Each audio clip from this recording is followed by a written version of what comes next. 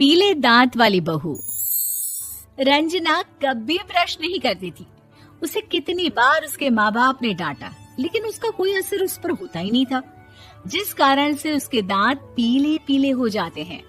शादी के बाद अरे बहू, वैसे तो तुझ में कोई कमी नहीं है, पर तेरे दांत इतने पीले कैसे हैं बेटा? कैसे मतलब? कोई सर्जरी थोड़ी ना कराई है। वो तो क्या नाम, मैं ब्रश नहीं करती थी तो पीले हो गए। अब क्या करूं? आप कहें तो लाल करवा लूं या फिर काले? यार ये क्या है, क्यों माँ से लड़ रही हो? लड़ रही हूँ?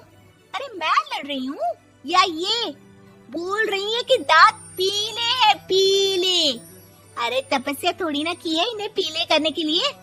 बकायदा ब्रश नहीं किया है 20 साल तक, तब जाकर।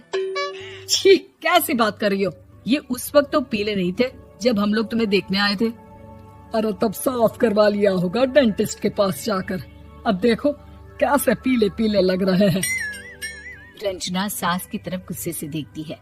फिर शुरू हो गई पीले पीले पीले। अरे पीले तो तब भी थे जब मेरे हाथ का रसगुल्ला उड़ा उड़ा कर खा रही थी और बोल रही थी, लड़की नहीं गुणों का खजाना दे रहे भाई साहब आप। खैर, अब वो लोग करते भी तो क्या करते, पीले दांत वाली बहू पल्ले पड़ी थी तो झेलना तो था ही। एक दिन कीर्तन में रंजना गाना गा रही थी।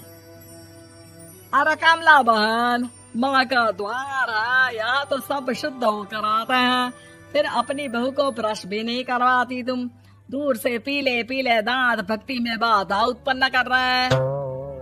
अरे कोई 2 साल के बच्चे थोड़ी ना लेकर आई हूँ मैं बहू बनाकर। अच्छी खासी लड़की है, अरे कैसे करवाऊं ब्रश?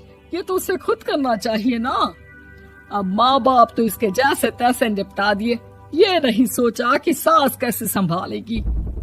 सास बहू को लेकर घर आ जाती है, लेकिन सोच लेती है कि अब इसे लेकर कहीं नहीं जाएगी।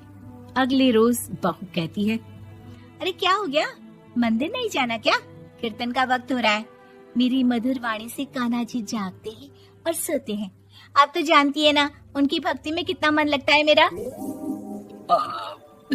वो क्या है ना, तबीयत ठीक नहीं लग रही है मेरी, आराम करूंगी मैं। तबीयत ठीक नहीं लग रही? अभी तो मिथुन के गाने पर नाच रही थी आप, और अब बोल रही है कि तबीयत ठीक नहीं लग रही। अरे भक्ति में मन लगा लो सासू माँ, ऊपर जाना है, क्या मुंह दिखाओगी आप? हाँ? सास को बहू की बात पर गुस्सा आ जाता है। मैं क्या मुंह दिखाऊंगी, इसकी चिंता तो ना कर, समझी?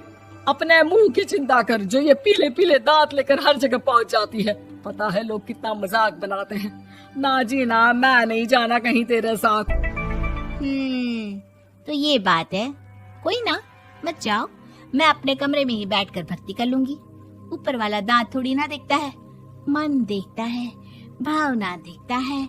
और अरे बस बस, तू सब कुछ दिखा, बस ये सफेद चमकदार दांत ना दिखाना किसी को, है? जा यहाँ से। बहू को सास की बात का कोई फर्क नहीं पड़ता। वो तो जैसी थी वैसी ही रह जाती है। सुबह नहाकर किचन में खाना बनाना, फिर खाना खाना, कीर्तन भजन करना और सो जाना। एक दिन, माँ जी मैं सहेली के घर जा रही हूँ, शाम को लेट आऊंगी। हाँ हाँ तो जाना, मैंने कौन सा तेरी आरती करनी है घर पर बैठकर। रंजना सहेली के घर जाती है, जहाँ वो पार्टी में जाने की तैयारी कर रही होती है। अरे शिखा, कहाँ जाने की तैयारी कर रही है? मैं गलत वक्त पर आ गई क्या? अरे नहीं यार, उल्टा सही वक्त पर आ गया। मैंने ये साड़ी और ज्वेलरी निकाली है यार, शाम को इनके ऑफिस की एक पार्टी में जाना है। बताना कैसा लग रहा है ये सब? नहीं यार, इस ड्रेस के साथ तो वो वाली ज्वेलरी अच्छी लगेगी। हाँ हाँ सही बोल रही है, मैंने ध्यान ही नहीं दिया। वैसे तो हमेशा से मस्त फैशन सेंस रखती है। तो बड़ा जाती होगी ना पति के साथ पार्टी में।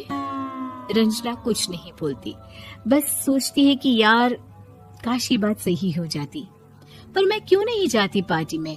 क्या इन लोगों की कोई पार्टी होती नहीं होगी? रंजना घर आती है और रात में पति से सवाल करती है, एक बात बताइए, आप मुझे किसी पार्टी में क्यों नहीं ले जाते? क्या आपके यहाँ ऑफिस में पार्टी नहीं होती? पति बेचारा क्या कहता कि दांत पीले हैं तुम्हारे इसलिए। अरे कोई पार्टी होती नहीं हम लोगों के ऑफिस में, तो कहाँ से लेकर जाऊं? और मार्केट, मॉल, कहीं वीकेंड घूमना, कहीं तो। अरे यार, सारे हफ्ते में एक छुट्टी मिलती है,